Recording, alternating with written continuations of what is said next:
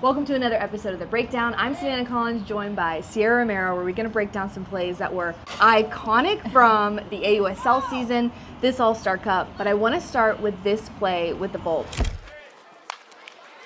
On the ground, snagged by Sierra Romero! Wonderful play! Oh my! It's a two-out scenario, nobody on. Walk me through this crazy movement you were able to do with your body to get this out. So this is just kind of like a classic little spin move. Whenever a ball, especially like as a second baseman, is taking you in the hole like that, your momentum's already going that way. So instead of me trying to like switch my feet, the big thing here is to let the ball and the momentum carry me. So let me go ahead and spin right after I field it, because then my only option is to spin and throw. And this is definitely one of those plays that like second baseman should be practicing, just because it does happen a lot, especially if you're able to get to that ball. Like the only option really is to spin and go, because if you try to switch your feet up and open up your chest, it's a lot harder to make that throw because your momentum's taking you so hard in one direction. You'll see shortstops make this play too. When they're going up the middle, they'll spin, then throw to first. But it's definitely a play that athletes should get comfortable making. Your movement is so quick. You know, you have some speed here in the batter too. How do you stay within yourself? Like, you're seeing this ball travel deep. You're probably starting to think like, I'm going to have to make an athletic play here. How do you not let it get too big? Yeah, when I saw I had Kayla, the first thing I thought was, okay, I have to do a spin move here and I have to let go of the ball fast, because I know she's getting down the line quick. So even here, when I do make the spin and throw, like, it wasn't like a super close play, but like, to me, that's because I was thinking quick. Like, I got to be quick because she's going to beat it out and leg it out if I don't make a perfect throw here. So the timing is just huge here, and trying not to do too much is big, because if I over-rotate or I try to throw the ball too hard, then, you know, for Tiara, it's hard for her to see because I'm coming from a spin move. So for me, it was just take the least amount of steps as possible, spin, nice hard throw if I want to be able to get someone fast like Kayla out. When you talk about second basemen should be practicing this play,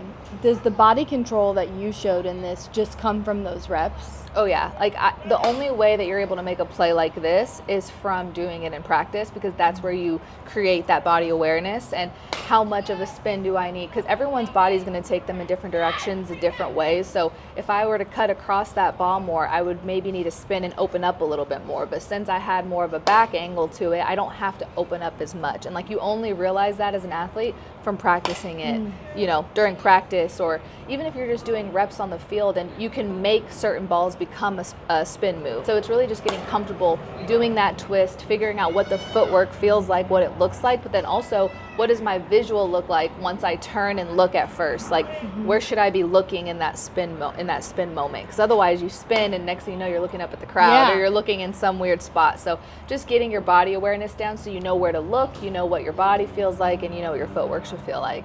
So this next play, I think if anybody asked me what is something you remember from the 2025 season of pro softball, this is burned in my brain. Yeah.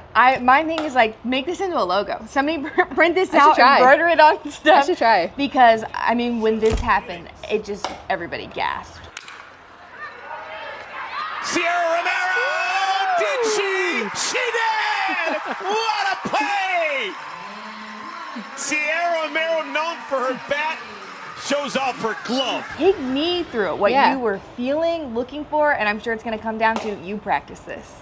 Definitely something I practice. Anytime I'm practicing, I always practice something crazy, whether it's like a time I'm gonna have to throw the ball behind my back, glove flip, spin, like a Jeter jump like this. Like, I practice it because it's not gonna happen all the time, but when it does happen, I want to be able to feel comfortable doing that movement. It's familiar. And making it, it's somewhat familiar. My body knows to do it. So here, this is a nice little bounce that I got. It was like a nice hop. I knew in this moment, with my body going away from first base, if I tried to catch it and then break down my feet, like, that would have taken like 2 or 3 steps, and that would have given the runner 2 or 3 steps. So for me, I was like, I can't break down in this moment. I'm gonna let the ball take my momentum. But in that moment, I'm like, okay, it's taking my momentum away from me at first. So the only option I have is to literally jump and throw, or literally just kind of turn and try to throw it into the ground. But I felt like if I wanted to get the out, I needed to do more of a jump play. Yeah. So here, that's exactly what I was thinking. ball was hit going up the middle, only option for me is going to be jump in the air, nice little jeter throw. And it's one of those things I practice where it's you jump off your left foot. So it's grab right there, and then left foot plants, and immediately once I plant. The transfer is while you're in the air. The transfer is happening in the air. So as I'm getting ready to jump right here, left foot, transfer, and then throw. Wow. And for me, that's the only way to be able to reach first base with everything taking me that way. When you talk about that you're always practicing these like all-star 1 in a million plays, are you doing them like while people are hitting BP every day when you're just like taking fungo? Like, are you looking for opportunities of like, okay, let me challenge myself in the everyday? Yeah, so even when, like, if I'm out here doing BP right now, like, I'm going to practice the good fundamental stuff, but then also I'm going to mix in plays that it doesn't matter if I mess up right now. Yeah. Like, I don't want, the idea is I don't want to mess up in a game. It still happens, but if I can mess up a million times at practice, I'd rather mess up a million times at practice and challenge myself here where it doesn't matter. So it's like, okay, I'm going to mess up all I want here while I'm trying to perfect this. Then that should translate into a game where then I have the opportunity to get it done and get the out. Interesting that it should be in your everyday so that, you know, when you make these plays, they look every day. You know, I think that was what was funny is just trying to pull plays of you. I was like, I can tell that these plays are challenging, some ones outside of these. I was like, but you make them look easy. So they don't almost sometimes seem as impressive because you make these plays routinely. Being able to sometimes stay on your feet is the hard thing, you know. Sometimes going and diving can be seen as like the easier thing to do because you get the stop but you may not get the play, but diving and then making the play is also hard. So it's just like there's a bunch of different pros and cons to it, but if you can make fielding look easy, then I feel like you're doing the job right. Like I think about Jessie Warren, like watching her this past season on the vaults, like there were plays that she made where she literally catches the ball and throws it and spins, doesn't even look to see where the ball ended up, and she gets the out at first base. Like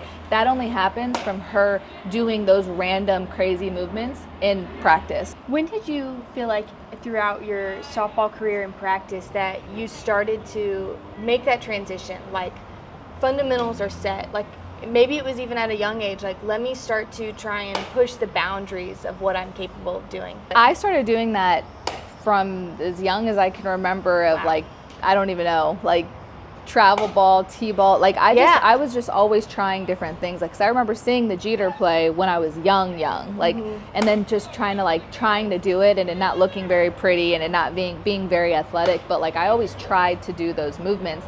And then also like in games, like I remember, or during practice in travel ball with like Mike Stith and Gary Handing, like I remember going to make a play, and yes, we always practice fundamentals, but we also, they hit us ground balls that were like kind of out of our reach sometimes. So it was like, how do we make those plays even though they're not like fundamentally sound? How do you respond? Yeah. So like we would get the play up the middle or in the 5-6 hole or 3-4 hole, and we'd have to figure out a way to make it happen. But the idea was make it happen in a like controlled, right? Don't field it and then just launch the ball over, you know, because I had another opportunity where I did a Jeter throw and I launched it over the first baseman's head, and I was like, oh man, like in my head I was like, she would have been out, but I was so high in the air, I went with my momentum and threw it up instead of like aiming down more, because I'm up in the air, whereas before I'm usually on the ground. So just like taking those little takeaways and reminding myself like, okay, that doesn't happen every time, but when it does, I need to aim down so I don't launch the ball over the first baseman's head. Gosh, there's so many things to think about in that short amount of time that you're so good at doing.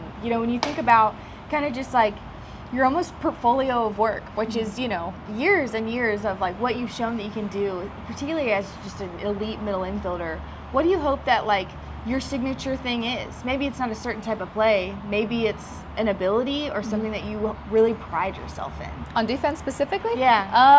I feel like really just the aggressiveness and like smartness with some of the things, like with certain hitters, with knowing they inside out the ball and cheating 2 steps to my right or cheating 2 steps to my, just like trying to know different moments and when to read like someone's hands versus when they might steal if I'm covering, and just that like smart aspect of it I just hope is kind of a takeaway. But also like kind of what you said, like making plays look easy, like and people not realizing that some of the plays were actually harder than they looked, and that maybe I just made them look a little bit easier. Is there someone in your mind that is just the best of the best at that you watched growing up or still watch and you just go, there's anybody who does that best, it's this person? I can't help but think of Jessie Warren in a lot of stuff. Like she just, there's plays that she made, and I've seen her made the past couple years, but specifically this season, where I'm like, I just don't understand how you did that. Whether it's, you know, reading like a swing and bunt by someone who, like, that's hard because they're swinging for the fence and then it tips off the end of the bat and now it becomes like a bunt. Like, that's hard to react to because you're sitting back getting ready for like a really strong hit, and somehow she gets to it, and like as she's picking it up, she's falling to the ground, throwing it to first, and then it's a hard, good throw. And I'm like, one, how did your body get in that position?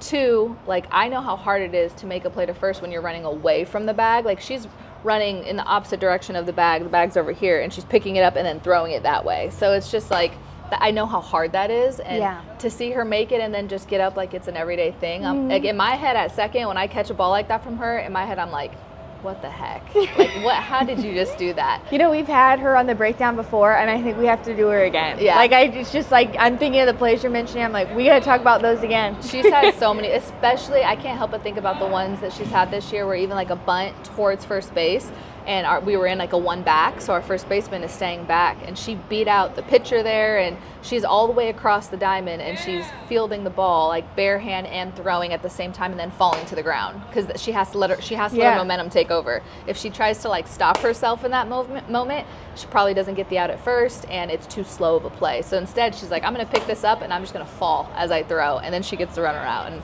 to me, it's just crazy. Like, she's so good. I love hearing you all talk about one another, because if there's anybody who gets it, it's you guys, you know, who understands what it takes to be able to make those plays and make them yourself too. Yeah. Thanks for tuning in to another episode of The Breakdown, and Sierra, thanks for taking me through these plays. Yeah, thanks for having me.